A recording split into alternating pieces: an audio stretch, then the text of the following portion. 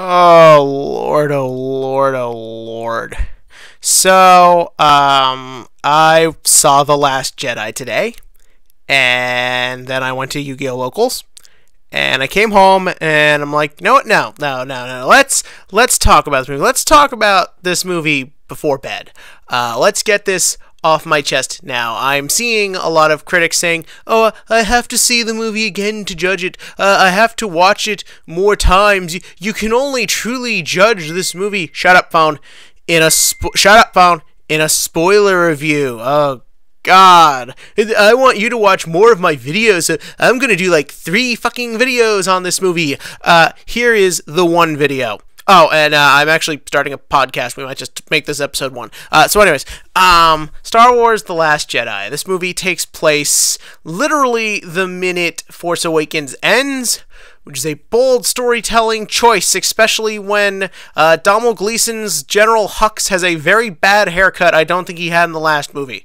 Okay, I know a haircut is a weird thing to focus on, but oh God, Domhnall Gleeson, get a better barber. So, in this movie, Rey goes after Luke Skywalker, as we know, and tries to get her to train her in a fashion that in no way, shape, or form feels like a heavier version of Empire Strikes Back. Finn meets a new girl in the form of Rose, who I really liked her in this movie. They go on a completely separate adventure that is 20 minutes way too long and really adds nothing to the overall story besides getting a Benicio del Toro, so that way the past 8 months fans could speculate online about who the hell Benicio del Toro is playing, only to find out he's just playing some rando. Then you have another subplot between Poe Dameron, some new chick whose name I'm never going to remember, but I'm sure in 20 years, when they put her in another Star Wars movie, people will be like, oh yeah, she's totally great. I loved her. She was a great character. Shut up. And then finally, you have Kylo Ren, who's just being crazy. This movie is clunky. This movie is about half an hour too long.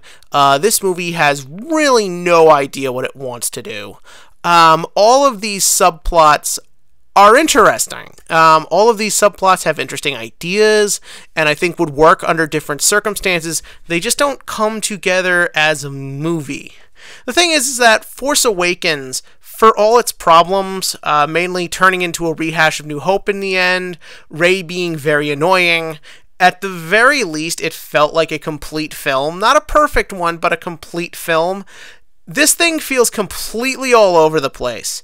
And not only that, it doesn't really seem to want to come together to form a film. And honestly, it just doesn't work. Like, I was astonished by how much of a mess this was. First up, some of the good stuff. Rey's not annoying. I think a lot of that is Daisy Ridley is given more to do, so she is able to really get into the character more and just sort of do more with the character, I felt. Mark Hamill feels kind of wasted, honestly, for an actor who has really made a career for himself on having this very excitable voice and doing fun and crazy things. And I knew he wasn't going to go like Joker-y, but he just kind of felt like the old curmudgeon who turned out to have some dark past that honestly really felt kind of dumb. She has this connection with Kylo Ren in the movie. They start speaking to each other telepathically. That was incredible. I wish the whole movie had been that. Like, I really love the sort of relationship these two develop, this very odd connection they share. This sort of, we are two not very well-rounded, not very stable people. We're both dealing with a lot of emotional issues, and sort of the evolution of how they hate each other, how they can relate to each other. What does this mean Rey has to do? What does it mean Kylo has to do? This is fascinating. That's the human story I want to see, not a whole bunch of crazy, disjointed nonsense. Finn's subplot, like I said, is pointless, but it is fun on its own. The new character, Rose, I liked a lot better than I thought I would. She's really fun, she's feisty, she's got a lot of cool scenes. I want to see more of her. Hopefully she comes back for 9. Poe Dameron's a lot better than he was in the last one, as he also has more screen time, and even has a pretty good arc in this. Kylo Ren is completely annoying.